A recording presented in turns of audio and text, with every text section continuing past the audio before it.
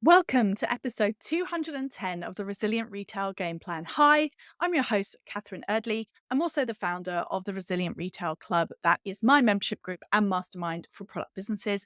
Go check it out at resilientretailclub.com. So today we're talking all about the routines of highly successful retailers.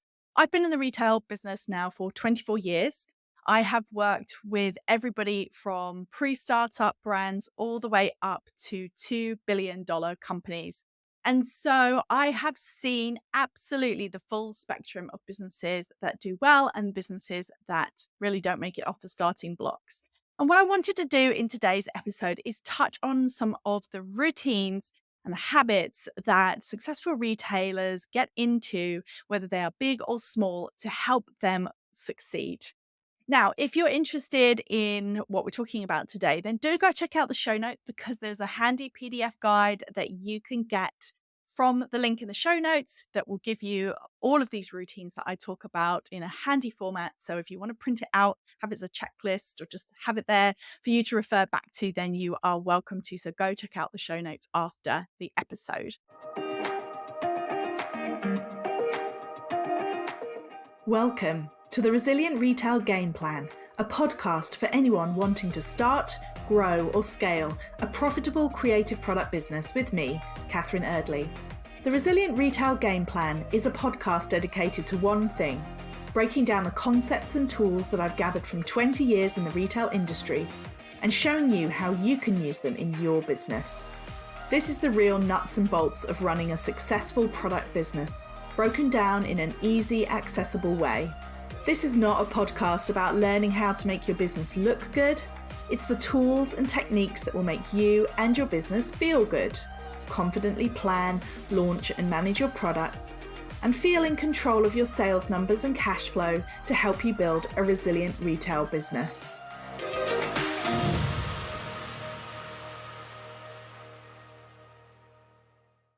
So, first of all, why do routines matter? Well, routines are all about creating structure in your business.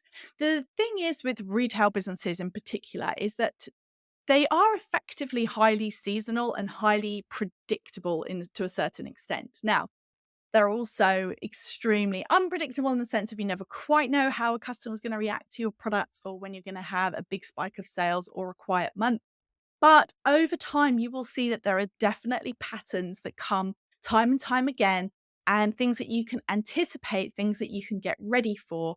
And therefore, it's really helpful to have these routines built in to be looking at the time ahead and basically be much more proactive than reactive. So, reactivity or feeling reactive probably feels a little bit like being on a roller coaster. You're sort of being pushed from side to side by what's happening.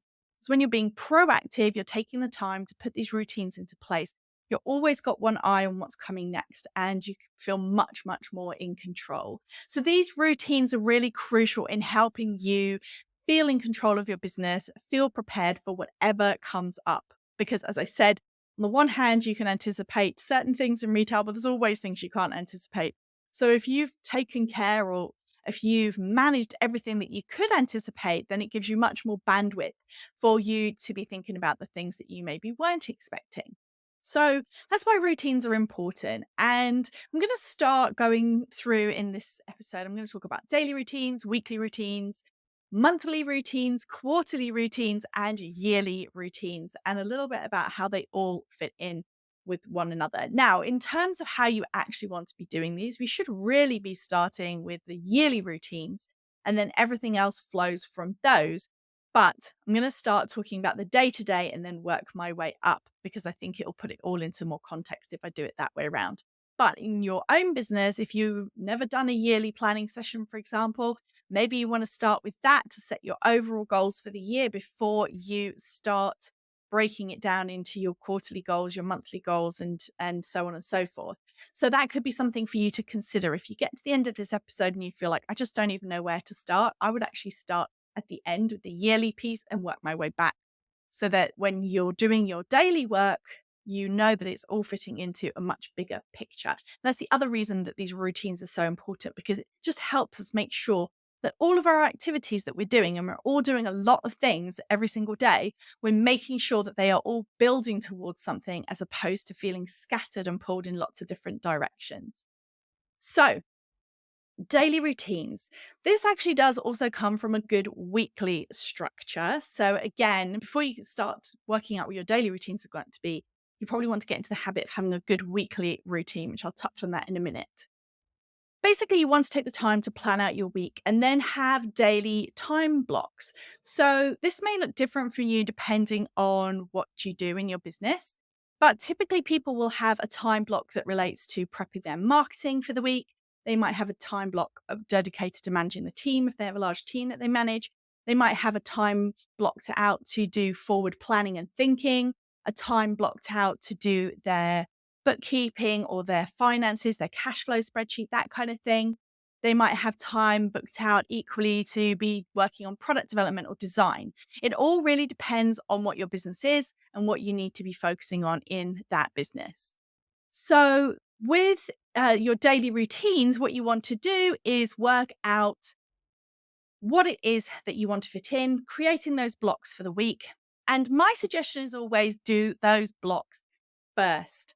So there's this concept on Stephen R. Covey's 7 Habits of Highly Effective People, which is all about the big rocks.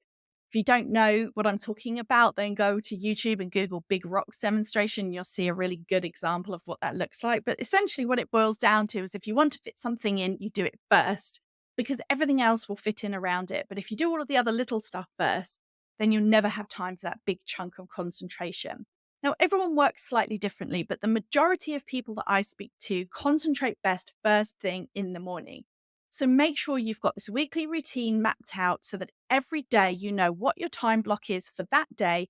And you start there, you start with that time block, you start with the most important task for the day, the things that you really want to concentrate and focus on, and you get those done. This can be really transformative for people. It's especially good if you're someone who is very limited on your time that you have to spend on the business. Maybe you are, for example, on the shop floor, or maybe you have caring responsibilities and therefore you have only a very specific number of hours to work on the business. Whatever the situation might be, doing the thing that you need to concentrate on most first will be transformational in terms of actually being able to move the business forward, as opposed to getting to the end of the day and feeling like, I don't even know what I did today, but I just know I was busy all day long.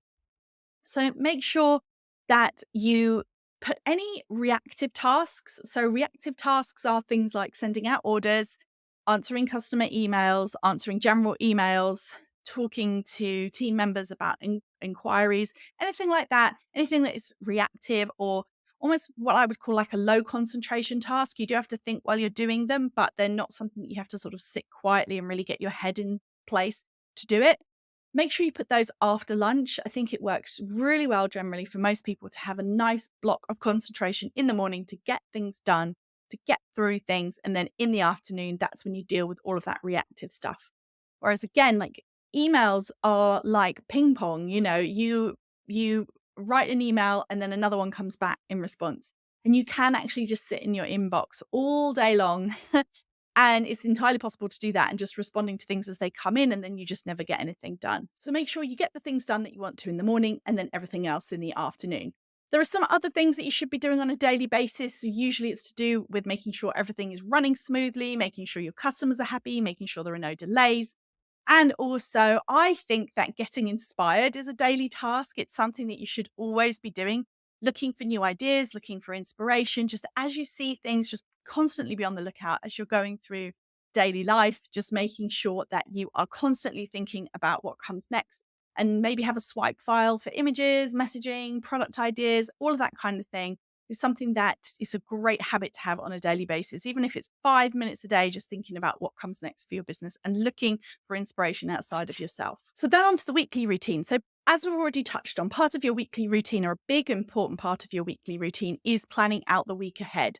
So make sure you have time either on a Friday afternoon or a Monday morning, depending on how you work best, to actually plan out what is the focus for the week ahead. What things do you absolutely have to do? What do you want your time blocks to be? What meetings or appointments are there that are going to maybe interfere with things? and just basically getting yourself ready so that you go into the week knowing what you want to do. So, the other things that you will want to have a look at each week as a retailer is recapping your performance. Now, in a big retailer, this is the entire day on a Monday. Every single team prepares big, long reports, loads and loads of detail, pulls out all the product samples, has meetings with the senior management team, all talking about how everything is going. They're looking at what trading actions they need to take, and they are basically reacting constantly to the previous week's trade. Now, personally, I think for most small businesses, that is overkill to be doing that, to be spending an entire day on a Monday looking at your performance. And for most people, it's not that complex. So I would say on a Monday, for sure, take a look, see how your sales were. If you have a weekly sales plan, then that's one thing. If you have got a monthly sales plan, it's always worth checking in how you're doing on the month to date. But ultimately, it's a quick check, looking at things like your average order value, your conversion rate, the number of orders that were placed, your overall sales, and just checking in and making a note of these so you can keep track as you go through. It's also a good routine to get into is to just check in each week with what particularly is going on for you in your business. So, for example, if you're somebody who has a lot of orders that you're waiting on, you're constantly ordering things and getting things to come in, then once a week you will want to check, do I need to order anything else? What's the status of my order? Check in with your suppliers and just make sure you're on top of what you've got coming in when, where it is, what stage it's at, and just making sure you've run through it and had a look. You also can get into a routine if you're somebody who does a lot of wholesale or corporate outreach, for example, making sure that part of your weekly routine is checking in with existing stockists, or maybe doing your cold outreach, or maybe that's one of your time blocks, but making sure that you are focusing on a weekly routine of checking in. So it's that kind of constant checking, just making sure everything's okay, everything's ticking over. If you have a cash flow planner, which I highly recommend that you do, then I also suggest you update it every week. Personally, I find that a once a week update of your cash flow probably takes 20 minutes, whereas if you do it once a month, it will magically take you 4 hours. And it also just keeps your fingers in really clearly on what's going on in the money in your business, which is really super important. So, the other thing to check is, are you clear on what your theme is for the week for marketing? Is everything happening that needs to be happening? And just a general check in once a week that everything is moving in the right direction. So then this leads us on to the monthly routine. So monthly, for many people, this is going to be where you do your in-depth, detailed trading review, like you would do in a big retailer once a week. But for most businesses, once a month is going to be absolutely plenty. So the format that I like to use, and we've used for many years in the Resilient Retail Club, is looking at your overall sales. So how are you doing? How are you doing versus last year? How are you doing versus plan? How do your different revenue streams break down? How's it going according, by sales channel? Do you have a particular platform that's working well, another one that's falling behind? What is going on? And making notes and thinking about what is happening and why. Definitely looking at your key statistics, such as your conversion rate, your average transaction value, your footfall counter if you're in a store and you have a footfall counter, things like that, just like an overall look at what are the numbers telling you, how's it going, how many people did you have visiting your website, what's your abandoned cart rate looking like. You can also look at things like your returns rates. How are they doing? Are they trending up, trending down? And just generally having a look at how things are going, but in more detail. So you might well want to look at your social media activities. What posts worked really well? What ones seem to drive the most traffic to the website? Or did you see spikes after certain posts went up? What about things like your emails? When you look at the emails that you sent, how much money did they generate? What are your click-through rates looking like? Your open rates?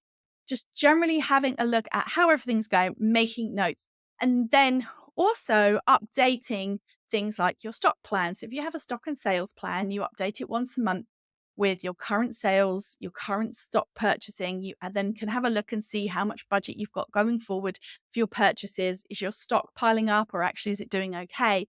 And then having a handle on all of this will allow you to then really get into the position where you can make these trading decisions.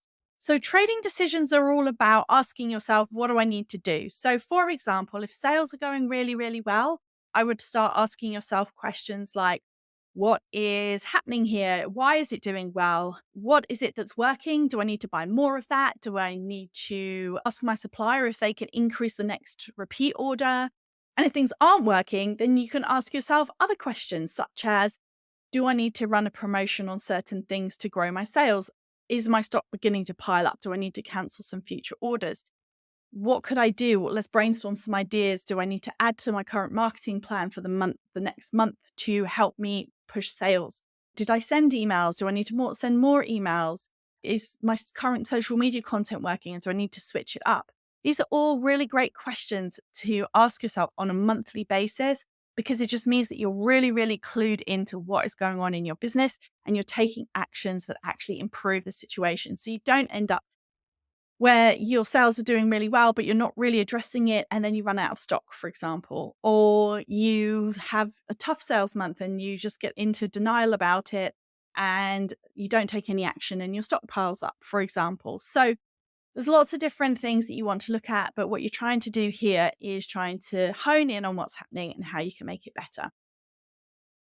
And on a quarterly basis, quarterly routines are all about setting your priorities. I'm a big believer in setting your focuses for 3 months at a time to avoid the sense of being spread too thinly. I talk to lots of people who are absolutely taking loads of action in their business. They're doing lots and lots of different things, but it can feel quite overwhelming. And as a result, they are not really focusing on, say, three key things for the next 3 months, which allows them to get deeper, be more efficient, get further, and actually make these things work for them. Instead, they get pulled in lots of different directions, which scatters their attention, scatters their efforts, and ultimately doesn't give them as good results. So, setting your priorities on a quarterly basis looks like this. You would want to start off with doing a SWOT analysis. So, a SWOT analysis is your strengths, weaknesses, opportunities, and threats. So, this is the opportunity for you to really sit down and look at where you're at in the business, what's working well, what's not working so well, what opportunities you've got, and what things you need to be aware of. I call these the 3 a.m. thoughts. So the things that you wake up maybe at 3 a.m. thinking about, but you get them down on paper and you're able to actually take a look at them and make decisions about what you want to do. Then you want to make sure that you can set your key focuses for the next 3 months coming up. So what are you going to be focusing? What are three main things for you to focus on? So you might, for example, be focusing on SEO of your website because that's something that you want to tackle. So that's going to be a big focus for you. You might also be focusing on wholesale outreach because that's an important growth avenue for this month. And you might be working on influencer outreach or collaborations with other businesses. So those might be your three big things. So each quarter, you can decide what your three focuses are for the quarter ahead. Set yourself some goals like what do you want to have achieved in the next 3 months? And then off you go without feeling that being spread super thinly. And what I always say with this is it's not no forever, it's just no for now. So if you've got a list of 15 other things that you could do, then that's fine. And you may eventually do them, but don't try and do them all at once. So try and be super focused, which is why a quarterly routine of planning is excellent, a really good way of doing it. Lots of other things you can think about, like checking your plans for product launches, looking at your key marketing campaigns coming up, just checking in what your support you have, how you're looking after yourself. You're planning a holiday, when you're going to take time out in the next 3 months. And then also your cash flow forecast. Quarterly is a great way to just really have a look at your cash flow forecast coming up and to make sure that you've identified any pinch points. And then finally, a yearly routine. So yearly routine is kind of like the quarterly, but even bigger. So you're setting your goals for the year. I often suggest having 5 key focuses for the year overall, which may be that each quarter, you're covering one of those, or a couple of those 5, or 3 of those 5. And then eventually throughout the whole year, you get through all of them. But again, we're talking about being really focused here. And that is, I'd say, one of the key hallmarks of successful retailers is they are really focused. They don't get too distracted. They try things, but they don't, but then they'll decide, am I going to really go for this, or I'm not going to go for this? And they are able to stay focused, and they keep their teams focused, and they just really connect with great products that their customer wants and some key initiatives in the business to move it forward, as opposed to getting super scattered, and that's a quick route to burnout.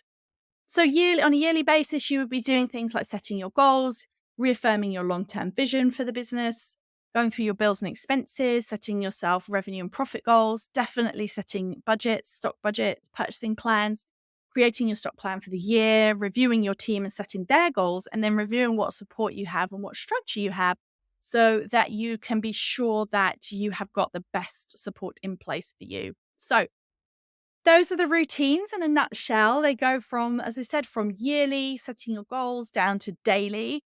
If you want to know more about them and have a really handy guide so you can have them in detail and then start using them in your own business to help you with that focus, then head over to the show notes for this episode and you will find a link to a download in the show notes. That's it from me. If you have a moment to rate and review the podcast, it makes a huge difference in getting it out to other people. And of course, if you like, subscribe, follow, whatever it is on the platform that you listen on, then you'll be the first to know about each new episode every Thursday. See you next week.